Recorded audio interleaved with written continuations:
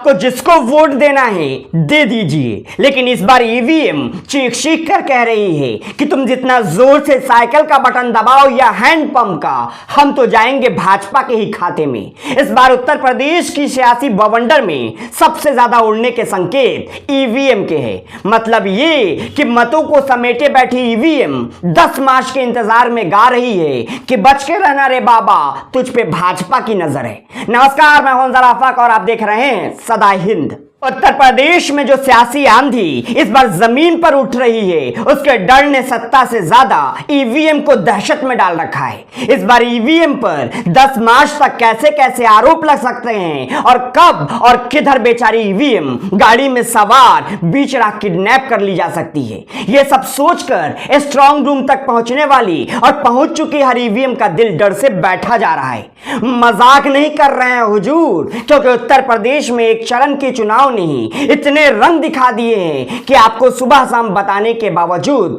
मामला खत्म होने का नाम नहीं ले रहा है।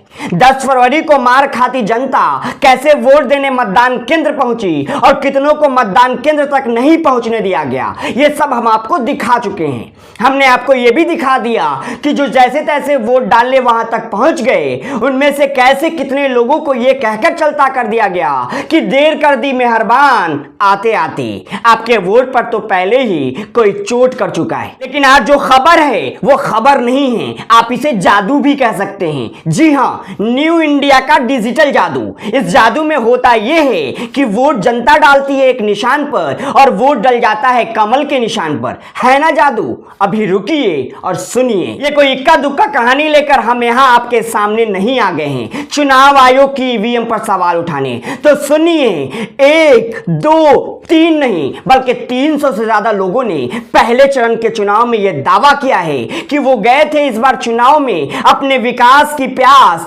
आरएलडी के हैंडपंप से बुझाने। लेकिन डिजिटल इंडिया में घटित हो रहे डिजिटल लीला को देखिए कि ईवीएम पर दबाया हैंडपंप का बटन और उगाया कमल का फूल। देखिए कैसे कई अखबारों ने छापा है कि 300 से ज्यादा शिकायतें इस बार सोशल मीडिया के रास्ते पुलिस तक पहुंच चुकी है कि रामराज के बंदिशों के साथ ईवीएम ने इस बार बड़ा अन्याय किया है। जयंत का राजाभिषेक करने को लालाई जनता के सामने ईवीएम ऐसे रोड़े अटकाकर खड़ी हो गई है जैसे मां का कई। मतलब ये कि जयंत चौधरी को जो जनता वोट डाल रही थी, उसका परिणाम ये आ रहा था कि राज तिलक योगी जी का होगा। खबर बाहर आई तो जंगल की आग बन गई। तुरंत ही अखिलेश यादव की पार्टी की तरफ से लोग मौजूदा सरकार और चुनाव आयोग पर सवाल उठाने लगे। इस खबर के एक दिन पहले हमने आपको दिखाया था कि कैसे कैराना से लेकर आगरा और आगरा से लेकर गाजियाबाद तक जगह जगह मतदान के दिन भाजपा के गुंडों ने धमाचौकड़ी मचाई थी। खासतौर पर कैसे कैराना में मुसलमानों को वोट डालने से रोकने के लिए वहां के बीजेपी प्रत्याशी नंद किशोर के लोगों ने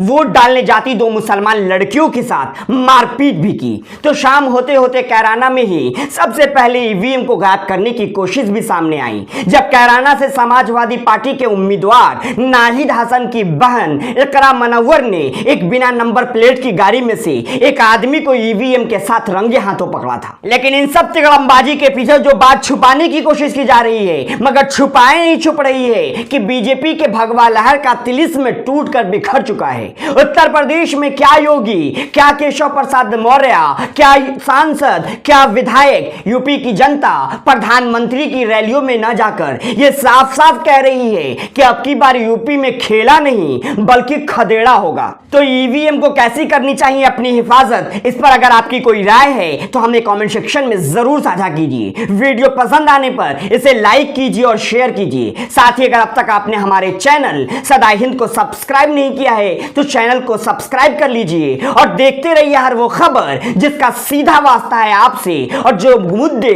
गायब रहते हैं गोदी मीडिया की कवरेज से। शुक्रिया।